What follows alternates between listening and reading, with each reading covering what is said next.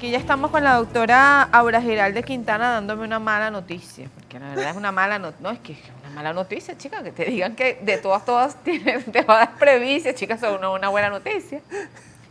Aura Giralde Quintana, médico oftalmólogo, especialista en retina, docente de la Sociedad Venezolana de Oftalmología, especialista en imágenes, la cuenta de la doctora de inmediato, @Instituto Otorrino, @Instituto Otorrino. Gracias por estar aquí, tuvimos una oportunidad de hablar en algún momento, que me decía, en algún momento va a llegar la presbicia.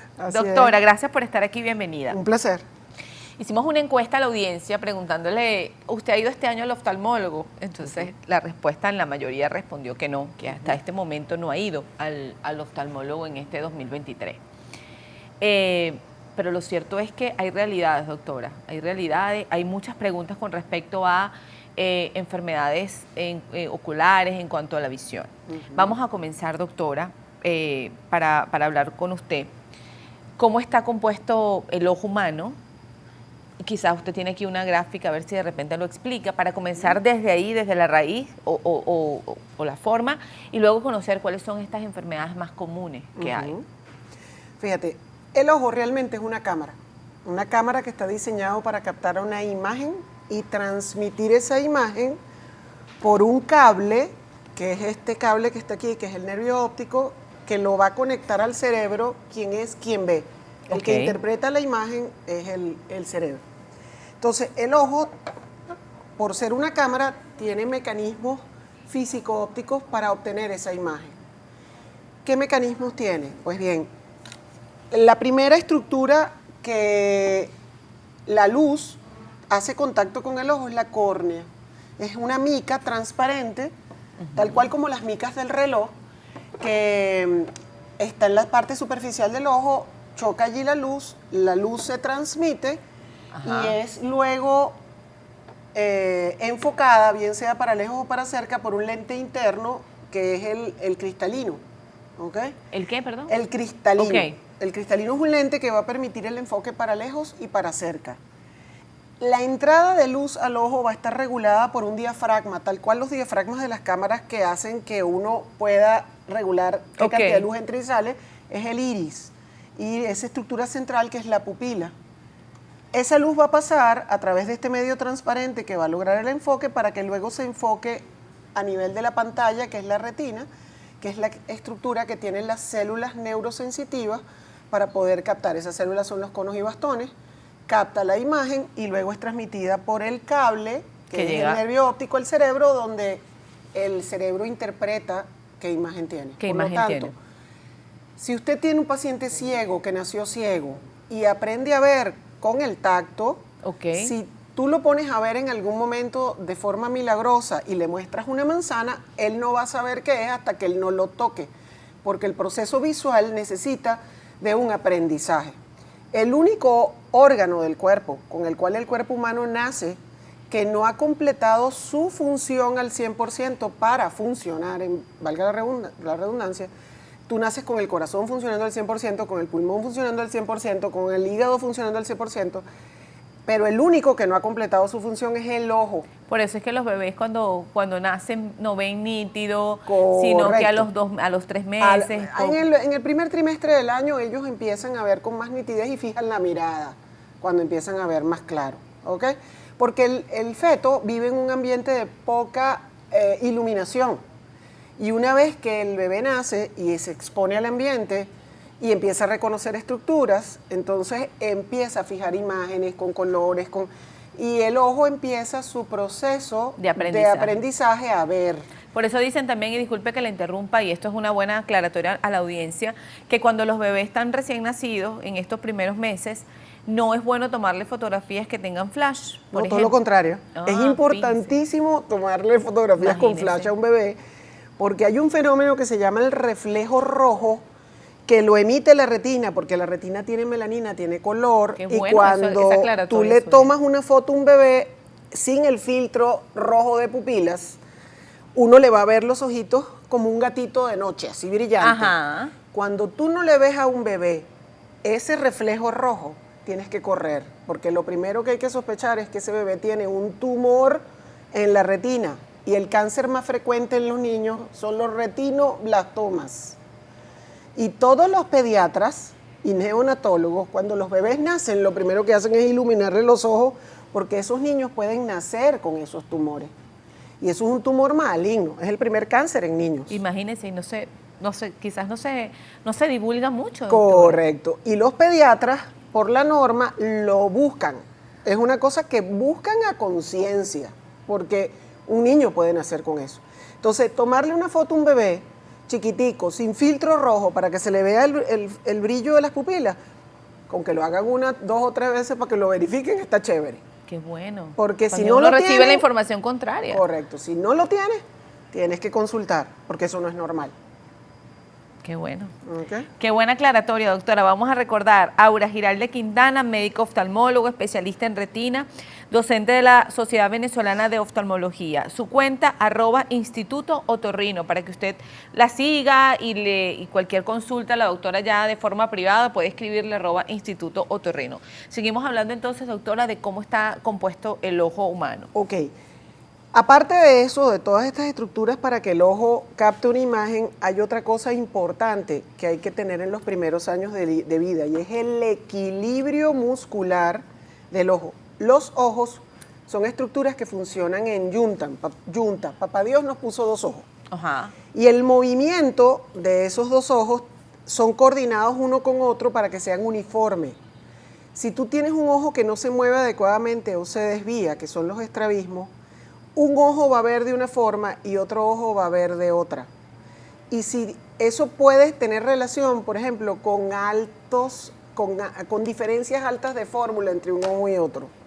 Cuando tú tienes diferencias altas de fórmula entre un ojo y otro, ya sea porque le falta lente o porque tiene una opacidad del cristalino y tiene una catarata congénita o tiene alguna opacidad de medio, eso nosotros llamamos opacidad de medio, cualquier cosa que impide que pase la luz desde la córnea hasta la retina, hace que un ojo antes de los 9 años no aprenda a ver. Y si no aprende a ver antes de los 9 años, después de los 9 años de edad, hagas lo que hagas, coloques el lente que coloques, no va a aprender a ver ese ojo. Y entramos dentro de una patología que es imposible corregir después de los 9 años, se llama la ambliopía. Tienen un ojo anatómicamente que se ve perfecto, pero que está desviado y que al no aprender a ver no se alinea nunca con respecto al otro ojo. Para que el cerebro entienda que tú tienes una imagen única de 2 estructuras diferentes, que son ojo derecho y ojo izquierdo, el cerebro tiene que fusionar las 2 imágenes en una sola. Y esa fusión se va a lograr de acuerdo a que los 2 ojos vean relativamente igual. Si un ojo ve muy distinto a otro, esa imagen única no se va a lograr. Y el cerebro le va a decir al ojo que ve menos, no lo uses, porque esto no me sirve. Voy a ver con el ojo que ve bien.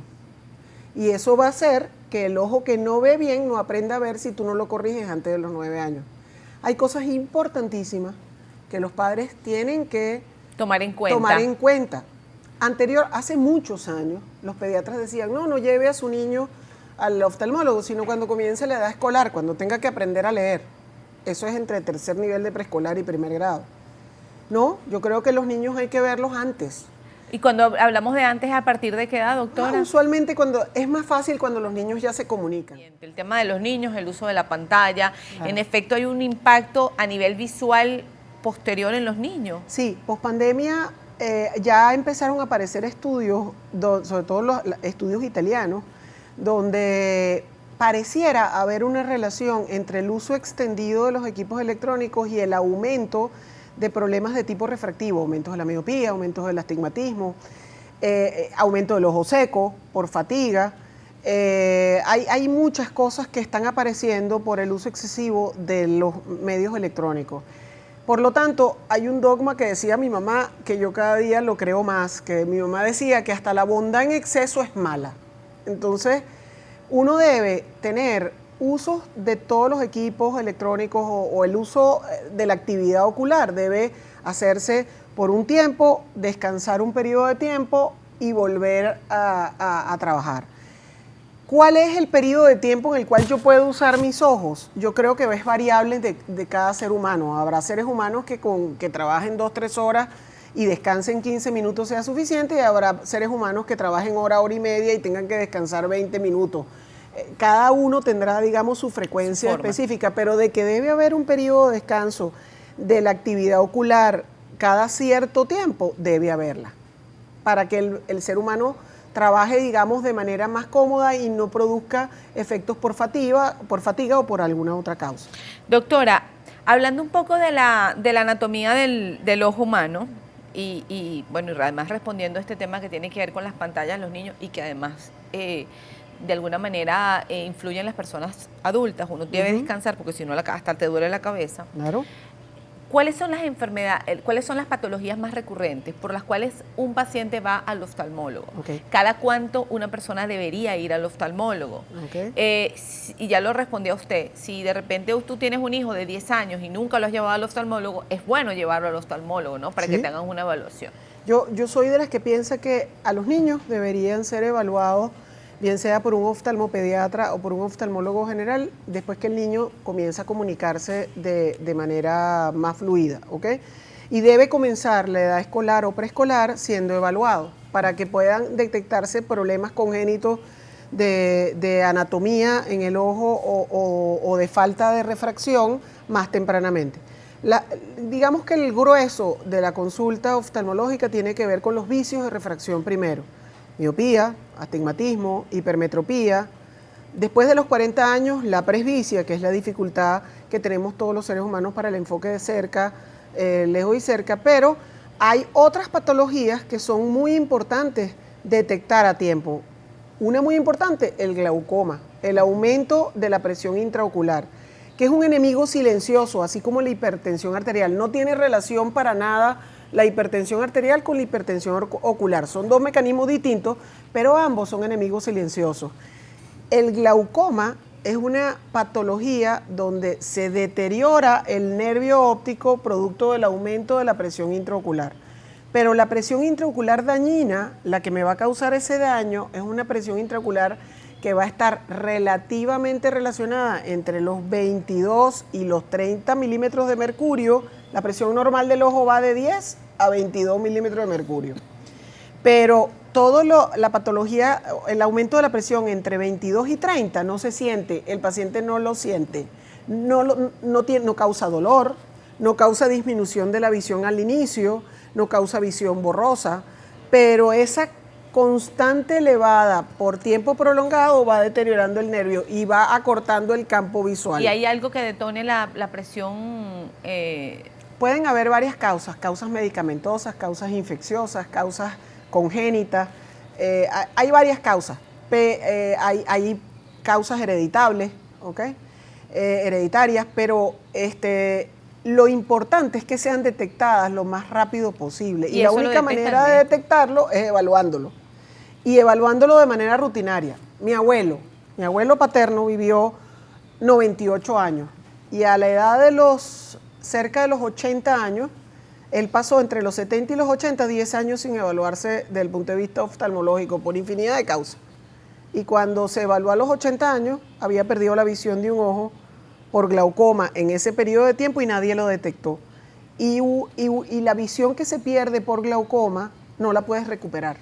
Entonces, un ser humano debe ser evaluado de manera relativamente rutinaria una vez cada año, año y medio, porque uno no sabe en qué momento uno puede tener algún tipo de lesión progresiva que uno no lo ha podido saber que la tiene y cuando uno la detecta a tiempo, la detiene con tratamientos médicos o con tratamientos quirúrgicos de acuerdo a la necesidad o al avance que tenga el problema y uno lo detiene. Pero lo que se perdió por glaucoma no lo podemos recuperar. Entonces hay patologías oculares que si la detectamos suficientemente a tiempo y la corregimos o la frenamos, podemos tener mejores pronósticos. La diabetes, por ejemplo, la misma hipertensión arterial, que son patologías generales y crónicas del cuerpo humano, van a dar cierta afectación a nivel ocular. Y si nosotros logramos, hay pacientes que yo le veo el fondo de ojo, le veo las lesiones de retina y le digo, señor, usted es diabético. No, yo nunca he tenido problemas con la diabetes, vamos a hacer el examen.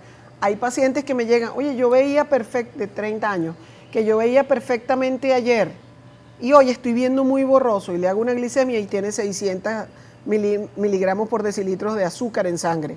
Ah, mira, estás debutando como diabético, hay que evaluarte, porque a la larga eso puede afectar tu cristalino, puede afectar tu retina y hay que detectarlo a tiempo. Y si se detecta a tiempo y se controla la patología sistémica, yo puedo evitar que el ojo se dañe y que yo tenga lesiones visuales a futuro. Doctora, a veces hay personas que presentan que están bien y de repente horas más tarde tienen los ojos rojos de la nada, Ajá. pareciera de la nada. Entonces Ajá. tú dices, bueno, agarraste una rabia, no agarraste la rabia, tienes cansancio ocular. Claro. ¿Por qué a veces ese enrojecimiento del ojo que no lo entiendes? O sea, no te explicas. Depende del tipo de enrojecimiento. Tenemos enrojecimientos oculares conjuntivales por alergia, tenemos enrojecimientos conjuntivales por aumentos de las presiones, tenemos enrojecimientos conjuntivales por aumento de la tensión arterial que te rompe vasos conjuntivales y produce hemorragias en la conjuntiva. Tenemos enrojecimientos oculares por aumento de presión negativa en el ojo, levantadores de pesas, ejercicios exagerados, que hacen que el movimiento ocular rompa esos vasos. Los vasos conjuntivales no tienen una protección muscular alrededor y la conjuntiva, al ser transparente, esos vasos que son relativamente más frágiles porque no tienen esa protección muscular, con un parpadeo excesivo se pueden romper y producen esas hemorragias escandalosas en los ojos que van a pasar prácticamente solas. Un paciente que tose mucho, que estornuda mucho, que vomita, que tiene que pujar para ir al baño a evacuar, puede hacer esas hemorragias también. Entonces hay infinidad de causas para el ojo rojo. En las mujeres, y sobre todo en las mujeres por encima de los 45 años en el proceso menopáusico, esos enrojecimientos oculares tienen más que ver con la menopausia, por ejemplo, con la deprivación de estrógenos y con el ojo seco. El ojo seco, la lágrima es un elemento importantísimo para el ojo. ¿Y qué le dicen? Yo no tengo lágrimas. Ajá. La glándula lagrimal produce dos tipos de lágrimas. Una lágrima de lubricación, que es rica en grasa, que se produce de manera constante y uno no tiene conciencia de que la está produciendo. Y es lo que permite que tú cuando parpadees no tengas conciencia de que estás parpadeando. Y la lágrima del llanto, que es una lágrima refleja, que es rica en sal y agua. Por eso es que cuando uno llora los ojos se ponen rojos, porque es una lágrima irritante. Pero eso es una lágrima refleja, que se va a producir porque haya algún cuerpo extraño, porque haya alguna cosa que te esté molestando, porque haya alguna emoción que se desencadene y vayas a llorar. Entonces, son dos tipos de secreción lagrimal distinta. Y cuando la glándula lagrimal deja de producir la lágrima de lubricación, que se produce de manera constante, el ojo automáticamente se va a enrojecer porque va a tratar de compensar ese déficit de secreción con la lágrima del llanto, que es lágrima irritante. Entonces, hay compensaciones oculares que producen efectos secundarios como el enrojecimiento, que no es que es anormal, sino que es una respuesta natural del ojo, pero que es muy molesta. Entonces, ¿cómo uno debe enfrentarla? Pues tratando de lubricar el ojo con lágrima artificial, porque el ojo seco no es una condición que yo voy a poder curar, es una condición que yo voy a mejorar, pero hay infinidad de causas para el ojo seco. Doctora, ¿qué le dice a René, que dice que tiene una lesión en la retina del ojo izquierdo, tiene cicatriz y no puede ver? A ver si puede recuperar la visión. Depende del origen de la cicatriz, del tamaño de la cicatriz y de la ubicación de la cicatriz. Hay cicatrices retinianas que no tienen vuelta atrás y que no tienen ninguna forma de poderse recuperar. Si hay lesiones de tipo infeccioso como la toxoplasmosis que están en proceso activo, uno pudiera ayudar a tratar de autodefinirlas y disminuirlas de tamaño y ayudar a que esa retina pues recupere algo de visión, pero todo va a depender del origen, de la ubicación y del tamaño de esa cicatriz para poder dar un pronóstico visual. Últimamente tengo una seguidilla de orzuelo y la verdad son molestosos, aparte de lo estético. ¿Cuál puede ser el motivo? Depende de la edad de ese paciente. La recurrencia de los orzuelos tiene que ver con varios factores. Uno puede ser con la falta de lentes y con la fatiga, que por la falta de lente obliga a que el ser humano se toque mucho los ojos para tratar de relajar el músculo ciliar y que esté un poquito más cómodo, y ese tocarse los ojos predispone a una infección del borde de la pestaña que se llama blefaritis, y eso a su vez va a infectar bien sea la glándula sudorípara, que son los orzuelos, o bien sea la glándula que produce grasa en el párpado, que son las glándulas de meibomio, que son los chalazion. Los chalazion suelen ser más incómodos que los orzuelos, porque los orzuelos, al tener la glándula una secreción de tipo líquida, como el sudor, con el calor local va a drenar y va a pasar solo, pero el chalazion, como la glándula produce grasa, si no es tratado de manera adecuada, esa grasa se va a endurecer y va a enquistar y son las que van a dejar de manera estética esos globitos o esas tumoraciones del párpado que en algunos casos hay que drenar. Hay causas alérgicas que pueden desencadenar también eso, pero básicamente la forma de cómo evitarlos es o evaluando a ver si es necesario colocar lentes o mantener un aseo adecuado al borde del párpado. Es útil que cuando uno se baña o se lava el cabello, con una gasita lave bien las pestañas y mantenga la base de la pestaña bien limpia. Para evitar el chalazo. Para evitar el chalazo. Las damas o las jovencitas que comienzan a maquillarse, sus maquillajes deben ser personales. Sí, sí. Y sus brochas deben ser adecuadamente higienizadas para que no vayan aumentando la población bacteriana propia de tu piel en esos instrumentos que a la larga vayan a infectar las glándulas. O sea, hay varias cosas que pueden hacer.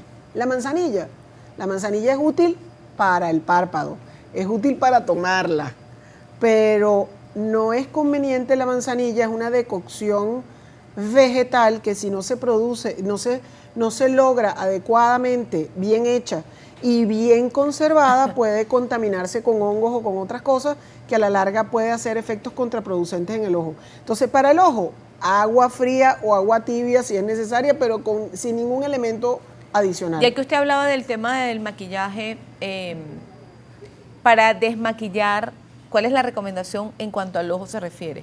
En principio, agua. Las aguas micelares hoy en día son más seguras que el jabón. Por ejemplo, el jabón puede ser irritante si no es neutro, si no se lo retiran bien, ¿ok? Pero esos elementos que se están creando químicos para desmaquillar son muchos de ellos oftalmológicamente es comprobado de que no producen daño en el ojo. Entonces, para el ojo es muy importante estar limpio y de maquillarse diariamente es útil. Uno no debe dormir con maquillaje, así como jamás debe dormir con un lente de contacto puesto. Entonces, el ojo es una estructura que debe estar limpia y libre de cuerpos extraños. Hay una pregunta que tenemos gracias o que realizó una televidente que pedía realizáramos un programa justamente que invitáramos a un oftalmólogo. Ahorita la vamos a compartir para de una vez pues nada responder esta pregunta. Ya me la van a ubicar para leérsela textual la pregunta. Seguimos compartiendo más o menos. Ahí está. Ajá. Por favor, podrán invitar a un oftalmólogo especializado en conductos lagrimales. Ajá. Ahí está la pregunta. Ahí está. Ese es un comentario que hace. Me imagino que quiere saber un poco del tema de los conductos lagrimales. Yo no soy especialista en vías lagrimales, sin embargo, bueno, uno como oftalmólogo general tiene cierta orientación. Los conductos lagrimales tienen que estar permeables, tienen que estar abiertos. El párpado tiene dos conductos lagrimales superiores y conductos lagrimales inferiores. Okay. El 80% del drenaje del líquido que se emite en la superficie ocular, que tiene que ir por la vía lagrimal hacia la nariz y de la nariz a la garganta. Cuando tú te pones una gota, tú inmediatamente la sientes en la boca Sí. porque debe drenar hacia la garganta y tragarse y después al sistema digestivo. Tienen que estar abiertos y hay infinidad de causas por las cuales los conductos lagrimales se pueden obstruir. Se pueden obstruir porque tienen lágrimas que no están bien, que no son completamente líquidas, sino que tienen más conductos de proteína y tapan el conducto. Hay alergias que pueden hacer recrecer o no uniformizar la superficie de la conjuntiva y pueden obstruir el punto lagrimal. Hay cuerpos extraños como las mismas pestañas que uno puede caer dentro y la pestaña puede intentar viajar por el conducto lagrimal, por la lágrima hacia la nariz y una pestaña puede obstruir también el punto.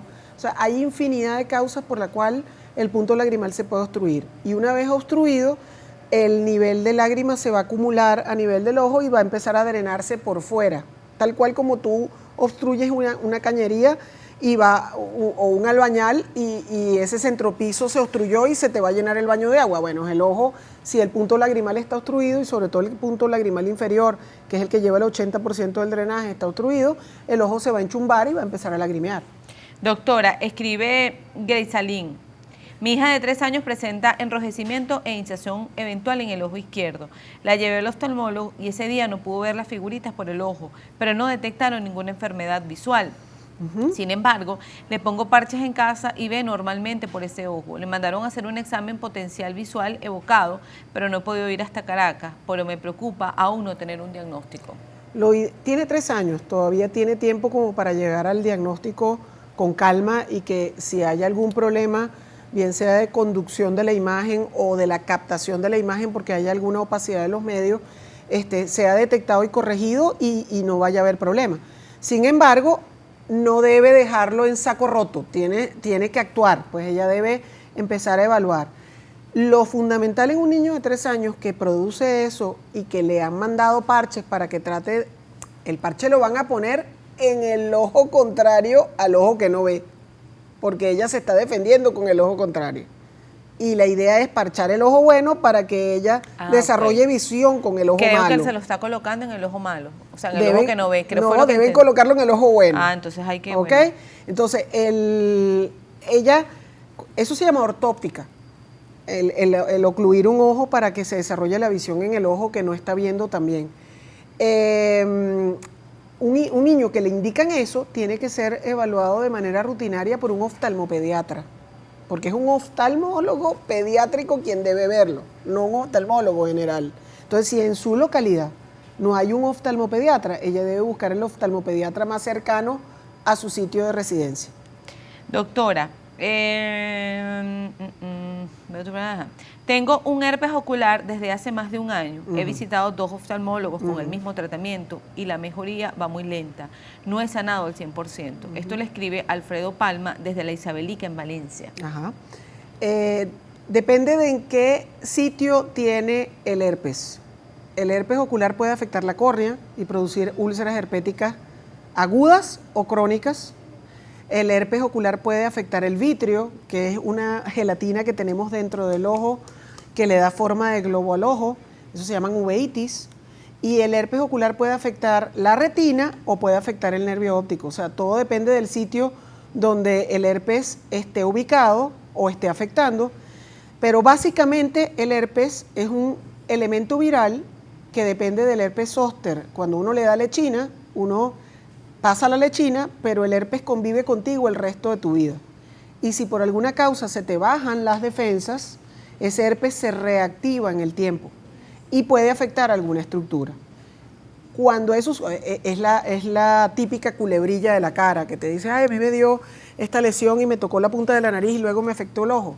Bueno, esos pacientes pueden, depende de su condición inmunológica de base, depende de su defensa personal, pueden mejorar muy rápidamente con los medicamentos o pueden prolongarse esas mejorías. Entonces, ellos requieren no solamente de la evaluación de un oftalmólogo, también requieren de la evaluación de un infectólogo que vea sus condiciones generales para ayudarlo a que su mejoría sea mejor. La respuesta para esta persona que dice que explique, por favor, el astigmatismo -5, que es más recomendable, lentes de contacto o lentes normales. Todo depende del origen de ese astigmatismo de -5. Si ese astigmatismo de -5 es por una malformación congénita de la córnea que se llama queratocono, usualmente el tratamiento inicial es con lente de contacto. Y con lente de contacto duro o gas permeable. No sirven los lentes de contacto blando. Actualmente presento en la vista mucha pesadez. En algunos momentos veo imágenes como líneas de humo. Eso es ojo seco con casi total seguridad. Tiene que poner más lágrima artificial, más humectación. Seguimos revisando más preguntas. Doctora, ¿podría explicar qué es el síndrome del ojo flojo?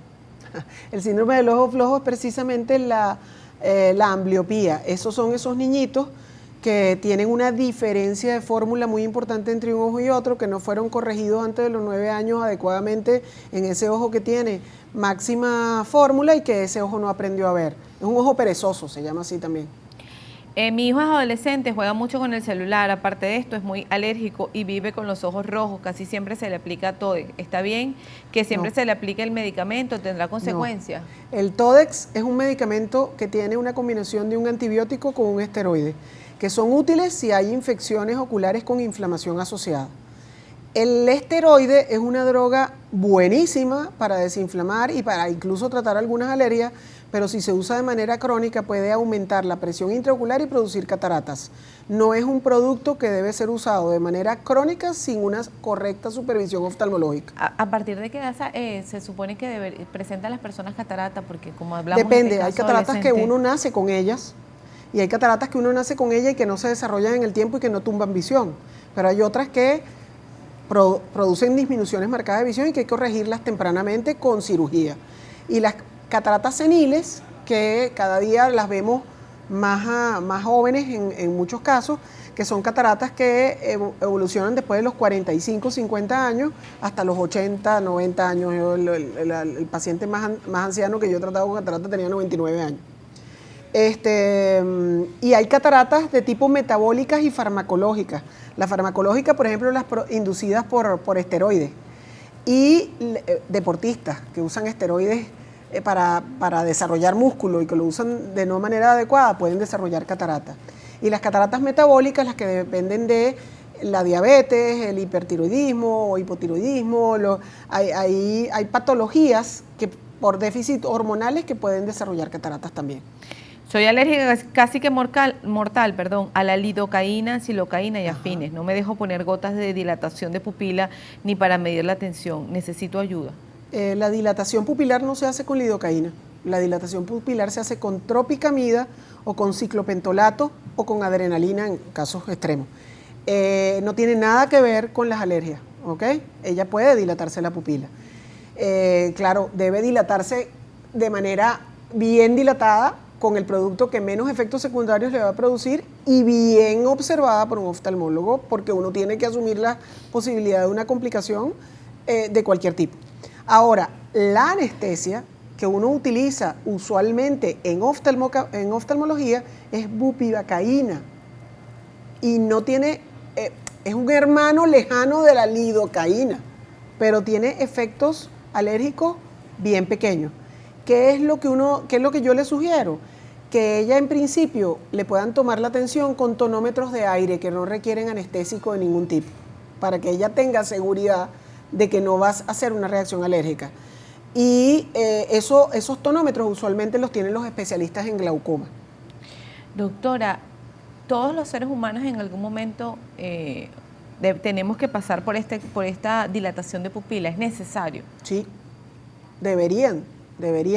Por ejemplo, indicarle lentes a un niño o un adolescente sin dilatarle la pupila y sin comprobar la fórmula bajo dilatación pupilar es una conducta que no es totalmente adecuada y debe ser hecha con dilatación pupilar.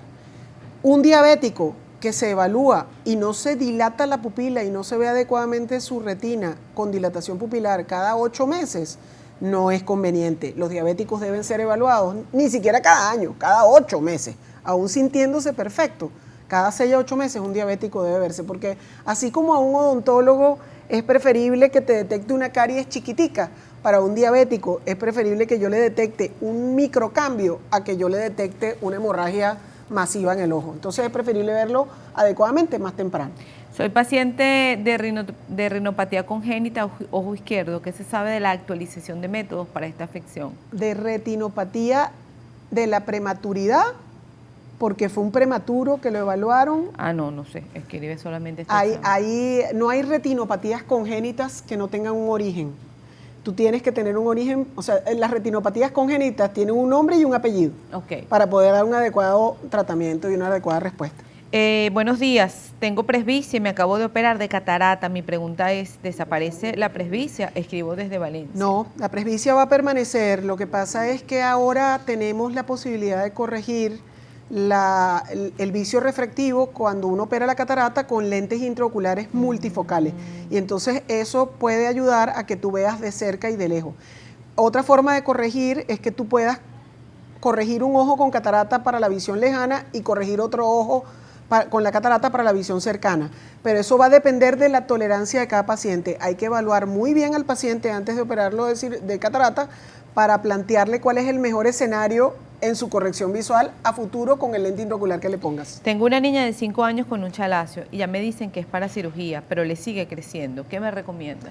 Compresas de agua tibia Para que se vaya para que se siga suavizando. liquificando esa grasa y que pueda ayudar a drenar. Pero si eso está enquistado y tienen que operarlo a una niña de 5 años, probablemente eso lo van a tener con sedación, van a tener que hacerlo con sedación profunda o con anestesia general.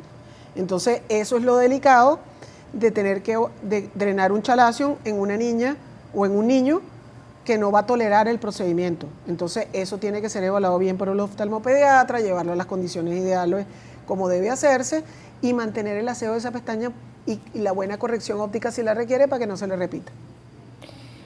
Buenos días, por favor pregúntale a la doctora qué pasa con una mancha de mi ojo izquierdo debido a un derrame capilar de retina. Ajá. La mancha, si se produjo por una hemorragia en la retina, habría que ver en qué localización de la retina tiene la hemorragia y cuál es el origen de esa hemorragia. Si es por diabetes, si es por hipertensión, si es porque se tapó un vaso, ¿por qué será? Y si la extensión de la hemorragia afecta al área central o el área periférica, o si es por un proceso degenerativo por edad, porque hay membranas neovasculares en la degeneración macular que no sabemos cuál es el origen y por qué se producen, pero que hoy en día hay tratamientos con inyecciones para tratar de frenar la hemorragia. Hay infinidad de causas de eso. ¿Cada cuánto tiempo se debe cambiar los lentes, doctora? En principio, uno cambia los lentes cuando la refracción cambia porque tu ojo cambió su condición y debes cambiarlo, o porque el material óptico del lente se deterioró y ya no te permite ver. El lente no es que se vence, el lente se deteriora porque físicamente se rayó, se manchó, perdió el antirreflejo X, o el lente se deteriora porque tu ojo cambió la fórmula. Entonces hay que Cuando yo cambiar. uso lentes, cada Una vez al cuánto año, debo más o menos hay que revisar la fórmula. revisar la fórmula, eso lo quería preguntar. ¿Quién revisa la fórmula? ¿El oftalmólogo, el optometrista? Y aquí viene la pregunta que ya decíamos, ya le hacía anteriormente, la diferencia entre, o el alcance entre el oftalmólogo, el optometrista, o el alcance del optometrista. Sin embargo, hay un comentario que escribe la señora Marixa Rosales Urdaneta. La diferencia es que un oftalmólogo, el doctor opera y el optometrista no. Ellos hacen exámenes computarizados y luego lo pasan a la unidad para comprobar bien la fórmula. Dice que su esposo fue graduado de la primera promoción de optometristas en Caracas y desde entonces, bueno, va a congresos, etcétera. Y su hijo es graduado de optometrista cantantólogo. Contactólogo. Contactólogo. Fíjate, los optometristas manejan toda la parte de física óptica y de elaboración de lentes para la mejoría de la visión desde el punto de vista óptico.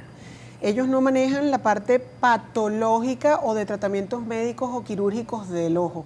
Eso lo hace el oftalmólogo.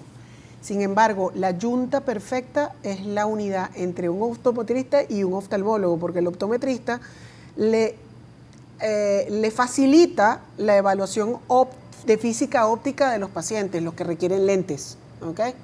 Los optometristas son gente muy valiosa, que detecta muchísimas cosas y que puede referir al oftalmólogo si sospecha de alguna patología de tipo física, pues, digamos, y que sea necesario un tratamiento médico más profundo o quirúrgico. Yo, por ejemplo, lo que aprendí sobre multifocales, sobre la corrección con lentes multifocales en mi vida, se lo debo a un gran amigo mío optometrista que fue quien me enseñó. Esas son gente valiosísima, que maneja muy bien la física óptica y que detecta patologías y que puede derivar al oftalmólogo con una rapidez pasmosa. Aquí en Venezuela hemos tenido especialistas optometristas brillantes. El señor Ralph Salazar, que Dios lo tenga en su gloria, un señor que ya murió hace tiempo, era una autoridad en lentes de contacto en este país para tratamiento del queratocono y lentes de contacto gas permeables y duros. Fue una autoridad en Latinoamérica de eso. O sea, que tenemos gente muy valiosa dentro del ambiente optométrico que nos facilita a los oftalmólogos muchas cosas. Doctora, ya para finalizar, y la última pregunta que le hacemos para redondeando esta entrevista.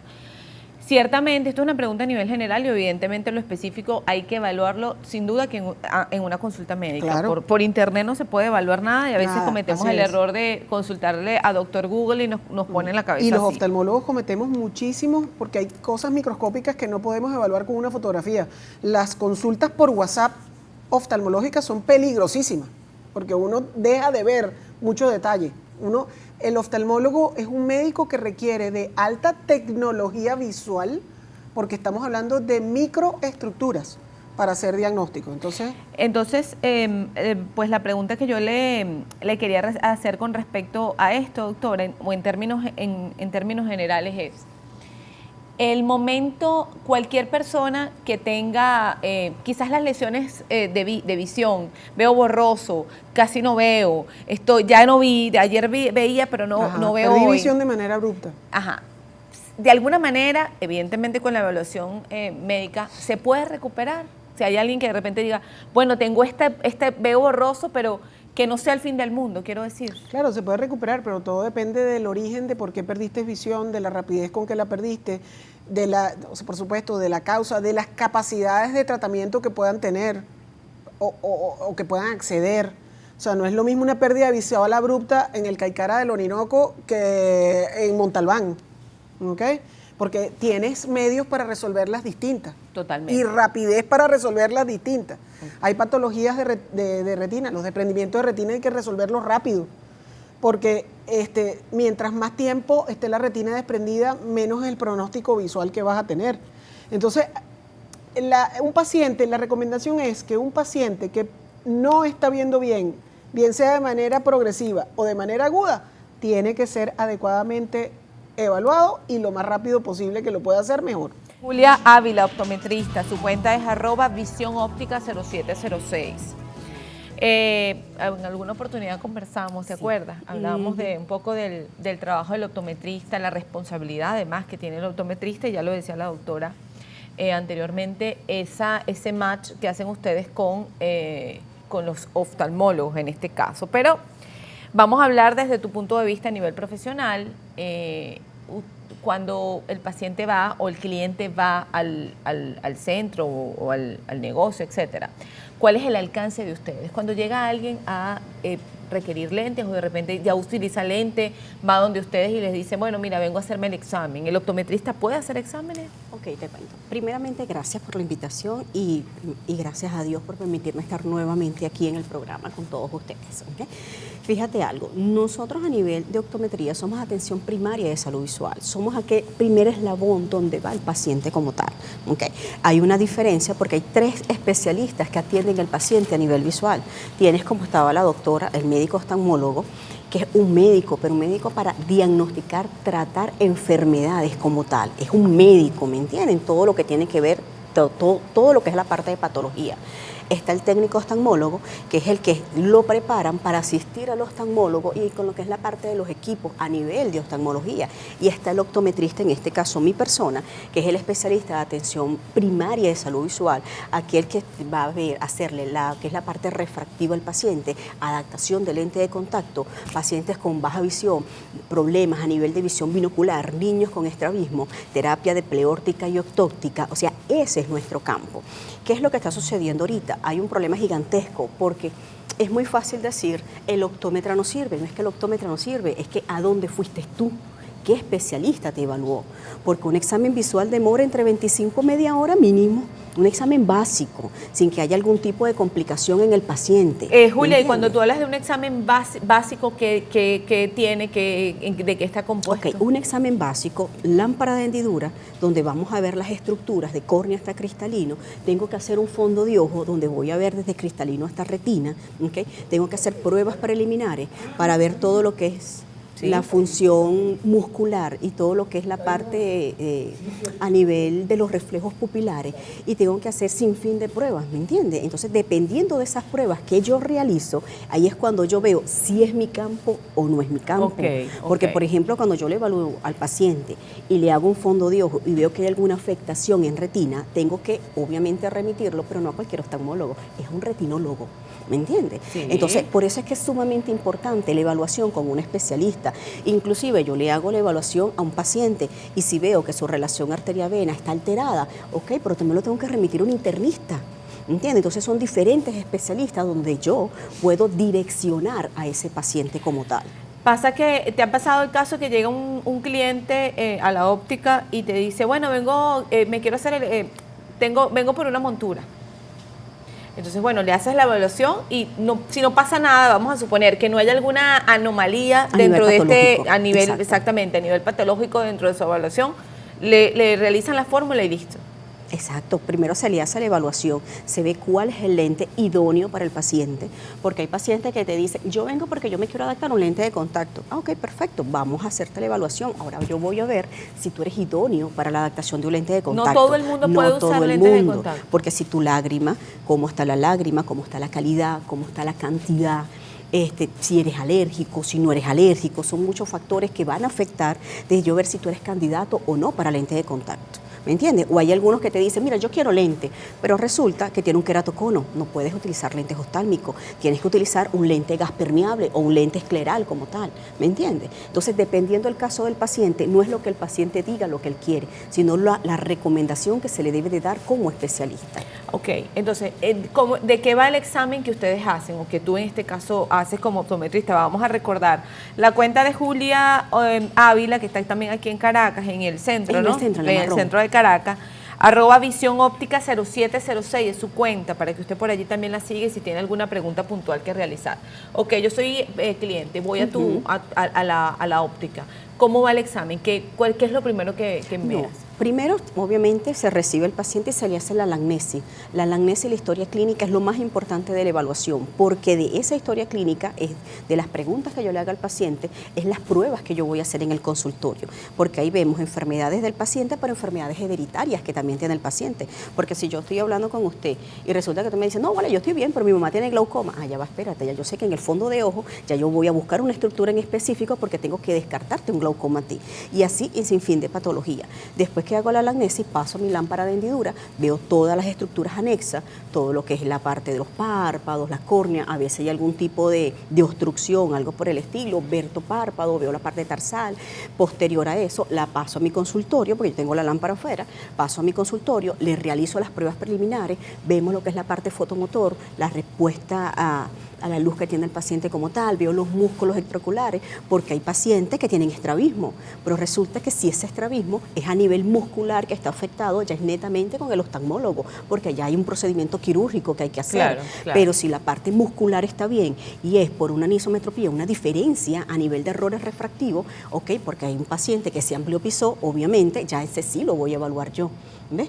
Hacemos todo lo que es la parte de las pruebas preliminares, realizo mi fondo de ojo y de último es que voy a la parte refractiva. Ahí trajiste unos aparatos para que la audiencia los conozca. Por ejemplo, el que tiene... Este que está acá es, como se dice nosotros, nuestro caballito de batalla. Este es nuestro oftalmoscopio. Nosotros normalmente hacemos la oftalmoscopía... Muéstralo ahí a la cámara. Ajá. Sin ningún tipo de dilatación. Okay. O sea, nosotros tenemos la capacidad de evaluar al paciente, hacer el fondo de ojo, vemos si hay algún tipo patológico, este es el bebé que nos enseña a nosotros si hay algún tipo de patología a nivel de la retina, desde que se corre hacia la parte interna. Okay. Con lo que te hacemos el examen visual a nivel refractivo para saber si tienes algún tipo de vicio refractivo o errores refractivos, es nuestro retinoscopio, que este es el que nos va a decir si el paciente es miope, es hipermétrope o tiene algún tipo de astigmatismo. Este aparatico que está acá. ¿Qué es lo que pasa ahorita? Tú vas a cualquier sitio, te colocan... aparatico desnuda uno, chico. Ay, Jesucristo. Entonces resulta que tú vas a cualquier sitio, te colocan un autorrefracto y de ahí te sacan la fórmula. No, mi niña. Este es el que nos dice a nosotros realmente qué es lo que tiene el paciente. Ok. Luego tienes uno... Normalmente tenemos acá, esta es lo que es la montura de prueba. Nosotros hacemos... ¿Puedes ponerla, subirla y para qué?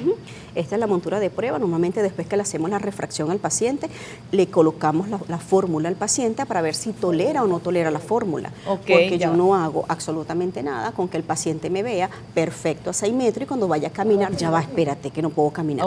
¿Me entiende? Entonces hay que ver la tolerancia de la fórmula del paciente como tal. Pero tienes una ahí que como una prueba. Es la prueba que le vamos vamos a hacer Ok. después de que ¿Y a esto nivel de por qué, forometría. por qué este está tapado y este no? Porque acuérdate que nosotros a nivel, son dos sistemas visuales completamente distintos, que son Permíteme. dos hermanitos que se juntan y tenemos la visión binocular, pero nosotros tenemos que evaluar al paciente a nivel monocular. Primero ojo derecho, posterior el ojo izquierdo y después unificamos.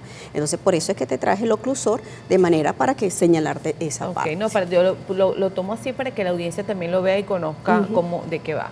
Ok. Y esto en sí lo utilizamos para probar la fórmula del paciente a nivel de tolerancia, porque Ok. obviamente que hay otros equipos que no los puedo traer, que está la unidad, Ok, la no es lámpara que de hendidura. repente tú emites la fórmula y bueno, tú tienes tanto, le hacen el lente y ya, no, tú haces la prueba antes. Ok. Se hace la prueba antes y obviamente después que entregas el lente tienes que seguir haciendo las pruebas porque tu trabajo no termina cuando ya le hiciste el examen, tu trabajo termina cuando el paciente ve perfecto.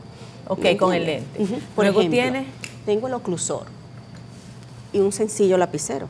Con este oclusor, yo tapando un ojito, puedo hacer lo que es la motilidad ocular y puedo ver cómo están los músculos extraoculares del paciente. este Exacto. movimiento. Ok. Claro, uno lo hace normalmente con una H biseccionada y Ajá, es para ok. evaluar los músculos extraoculares. Y esto El par- tapas un ojo primero, Exacto, el otro y a nivel después. monocular Ok. y a nivel monocular. Y ahí vemos si el paciente, por ejemplo, si tiene algún tipo de estrabismo, si qué músculo extraocular está afectando o Ok. qué músculo no. Y veo si es mi campo o es del oftalmólogo. Con una simple prueba como esto. ¿Y esto qué le quita al especialista? 2 minutos, 1 minuto. Como yo le digo a mis alumnos, le digo, uno tiene que hacerle, uno cuando está evaluando al paciente, uno tiene que hacerlo, tiene que dar lo mejor y hacerlo mejor desde pequeñito. Como yo le digo a ellos, ustedes se tienen que formar perfecto. ¿Por qué? Porque aquí no podemos ser pirata. Tú estás tratando con un paciente como tal. Es un paciente que si yo le hago mal el examen a un médico, resulta que cuando estoy operando, corta mal y me mata el paciente. ¿Me entiendes? Resulta que si le hago mal el examen a un funcionario, calcula mal, me mata a un inocente. Resulta que si le hago mal, el examen mal a un arquitecto, me calcula mal, se me le va a caer el edificio. ¿Me entiendes? Entonces, esta responsabilidad va mucho más allá. Claro. Lo que pasa es que ahorita, lamentablemente, estamos viviendo una situación que no hay especialista porque es una realidad y al no haber especialista, cualquiera le pone una bata y dice llamarse optometrista. Entonces ahí es cuando dicen, es que el optometrista no sirve. Entonces, como yo le digo a mis pacientes, cuando vayas a hacerte una evaluación visual, pide el título de la persona que te está atendiendo. Eso es ¿Entiendes? importante porque Fundamental. de repente vas a las ópticas, sobre todo ahorita uno que lee en Instagram tantas ofertas de lentes que tanto, y de repente tú dices, bueno, hay que saber si en esta, inclusive tiene que Eso haber, es toda óptica tiene que tener un fundamental. optometrista. Un optometrista y gracias a Dios ahorita, por ejemplo, uno tiene un oftalmólogo a la mano. O sea, uno ve el paciente. Si mi paciente ya no es mi caso, ya yo solo paso a mi oftalmólogo que trabaja conmigo. ¿Me entiendes? Entonces, eso es fundamental. Hay una pregunta que te dejaba una señora sobre los lentes, ¿te recuerdas? Sí, Ajá. sí, A ver el si uso la de puedo, progresivo. estoy buscándola para volver a leerla. En este caso, ¿qué es Ajá. lo fundamental? Primero, la evaluación. Hay que ver quién le evaluó. ¿Me entiendes? Porque si la evaluación está mal, la señora no se va a adaptar. Adicional a eso, si la evaluación fue una evaluación óptima, ¿ok? Estaríamos hablando que hay que verificar el lente, verificar la altura, la distancia interpupilar, los centros ópticos, hay que verificar muchísimas cosas, pero lo principal es la evaluación. Una evaluación visual, mínimo, lo más rápido que uno la puede hacer son 25 minutos. Ok. O sea, ok. y eso es lo más rápido. Y es como te digo, una evaluación que no tenga ningún tipo de complicación a nivel patológico, que haya que hacer algún tipo de prueba especial para corroborar lo que uno está viendo. Hola, yo tengo que usar una medida distinta en cada ojo porque tengo hipermetropía, astigmatismo, inicio de presbicia. ¿Qué lentes me convendrían más, bifocales o progresivos? Lo que sucede es una cosa, acuérdate que con el lente bifocal es una visión segmentada. El paciente ve de lejos y ve de cerca cortico. Cuando va a haber visiones intermedias, como estas visiones no existe, visión computadora no hay. Si, por ejemplo, es una dama y uno cocina normalmente, pica aliño en la parte de visión intermedia a diario, esa visión no existe. Entonces, ¿qué es lo ideal? Nosotros tenemos una visión progresiva, nosotros no tenemos una visión segmentada.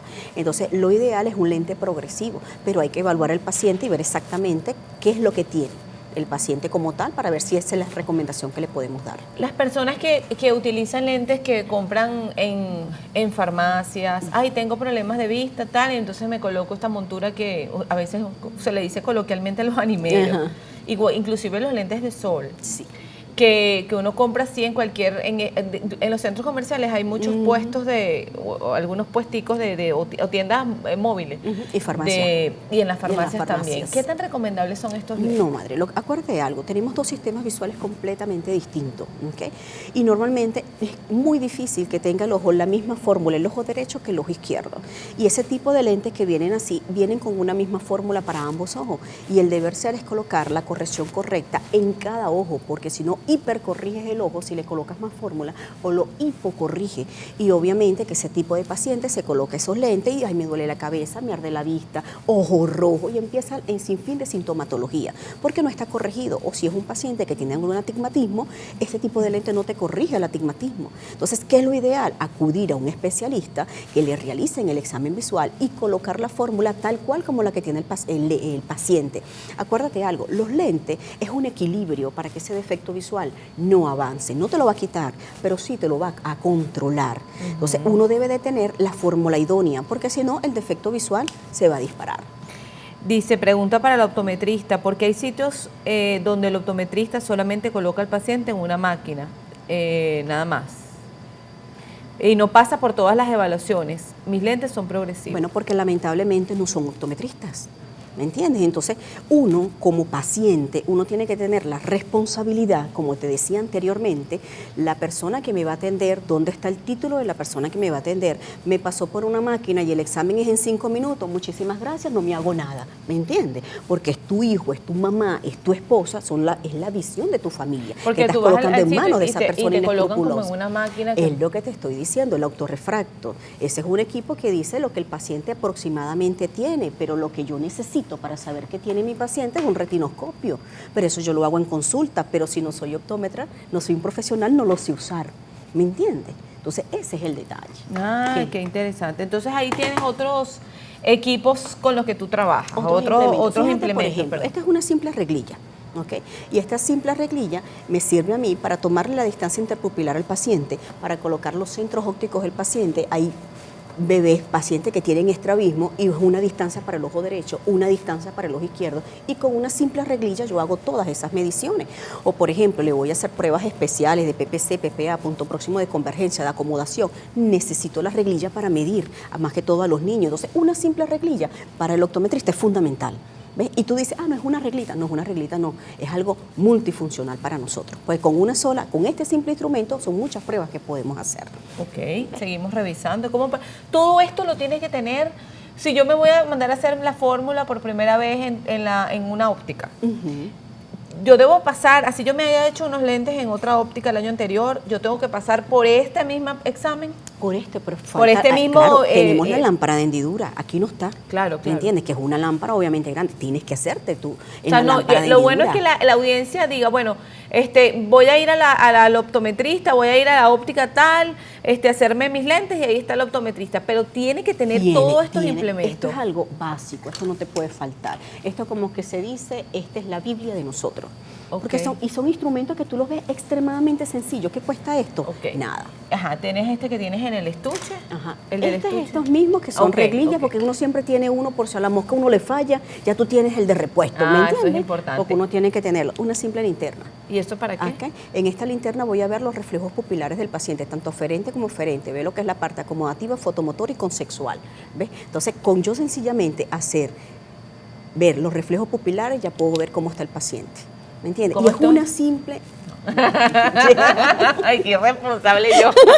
Sí, bastante. Y es una simple linterna. Una linternita que parece indefensa. El detalle no es una simple linterna, es saber usar la simple linterna. Tener el conocimiento de la respuesta que te va a dar. Que era como cuando la doctora te decía, pero si cuando le tomas la foto, si ves el reflejo, pero eso lo puedes ver aquí. ¿Me entiendes? Pero es saber usar, es saber identificar y analizar cada una de las respuestas. ¿Me entiendes? Ok, y tenemos esta, obviamente Esta es la cartilla de Snell, que es normalmente la cartilla que le colocan a los pacientes cuando van a hacerle la toma de agudeza visual o el examen. Esto lo van a ver obviamente en todos los sitios. El que vea esta cartilla exactamente igual, esto está mal, ¿oyeron? Esta no es la cartilla. Porque normalmente tiene que tener 5 minutos de arco, y ella no tiene la medida exacta, es una medida distinta, y tú vas a muchos sitios, y esta es la que tú consigues porque es la más barata que venden, y esto es lo que pone. Y esto O sea, es que esta raro. no es la correcta. Son las letras, pero no tiene la medida. Entonces tú vas, no, sí, me hicieron el examen, pero no tiene la medida, no tiene la medida exacta, el examen le queda mal al paciente. ¿Me entiendes? Entonces, el detalle aquí es el conocimiento que tiene que tener el especialista para evaluar al paciente. ¿Me entiendes? Porque yo veo, bueno, sí, la agarraron y la imprimieron y colocaron la letra, pero no tienen las medidas que debe de tener para yo como especialista hacerle la evaluación a mi paciente. Entonces ya ves la importancia de evaluarse con un verdadero especialista, Claro. que tú no puedes ir con cualquiera que se pone un parche y se hace llamar pirata.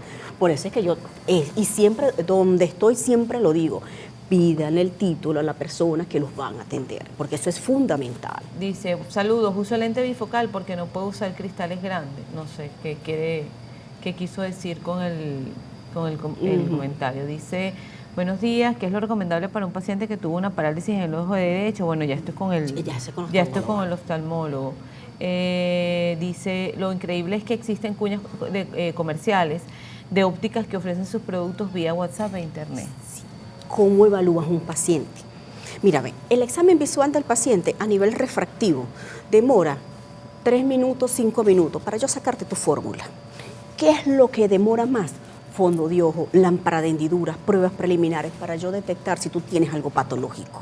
¿Me entiendes? Porque ¿qué pasa? Si yo atiendo a un paciente y tiene un glaucoma y yo no se lo detecté a tiempo y lamentablemente no lo direccioné al oftalmólogo como lo debía de hacer y en 2 meses le da una subida de tensión intraocular, ese paciente queda ciego, ¿quién es el responsable? En este caso fui yo, que fui muy irresponsable y no determiné un glaucoma a tiempo que tenía que remitirlo al paciente.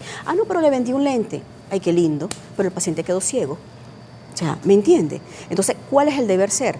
Hacer tu evaluación bien. Mira, lamentablemente yo ahorita no te puedo hacer ningún lente. Tú tienes esto. Redactar un informe médico, el informe del paciente, donde le realicen el examen. Entrégame mi informe, por favor. ¿Por qué no me entregas el informe? Porque no tienes la capacidad de saber lo que está escrito ahí. Porque resulta que ese informe va para seguro, va para oftalmólogo y va para todos lados. ¿Eso no es? Sí, claro. Entonces tú vas a la óptica, yo quiero un informe porque el seguro me lo pide. No, nosotros no damos informe. ¿Por qué tú no das un informe? No estás seguro del trabajo que tú estás haciendo. Claro. ¿Ves? Entonces tú como paciente, donde tú vas a cualquier especialista, me evaluaste, me das mi informe, por favor, detallado de lo que yo tengo, porque yo como mamá, yo le tengo una carpeta a mis muchachitas de todas las especialidades y cada examen que voy lo voy anexando. ¿Eso no es? Sí. Entonces la parte visual es fundamental. ¿Ves? Bien. Bueno, Julia, ya tenemos que despedir. Recomendaciones finales para la audiencia, por favor. Okay. Fundamental hacer la evaluación visual, inclusive hasta un bebé de brazo nosotros le podemos hacer la evaluación, como estaba diciendo la oftalmólogo, es el único órgano que todavía después que nace está en desarrollo y si podemos detectar algún defecto visual o algún tipo de patología a tiempo, obviamente lo que detectamos a tiempo, la solución es muy fácil y los resultados son muy óptimos. Entonces, a los bebés, por favor, no les coloquen los equipos electrónicos 2, 3 horas para que olvidarnos del muchacho. No, realicen las pausas activas, 45 minutos, 15 descansa. Esto es fundamental porque un paciente que no tiene nada en 4 meses utilizando un equipo electrónico, lamentablemente le va a llegar un defecto visual. No utilizar los celulares, todo está oscuro, voy a dormir, agarro el teléfono, eso es un daño garrafal, eso dispara el defecto visual. Entonces ese tipo de cosas no debemos de hacer.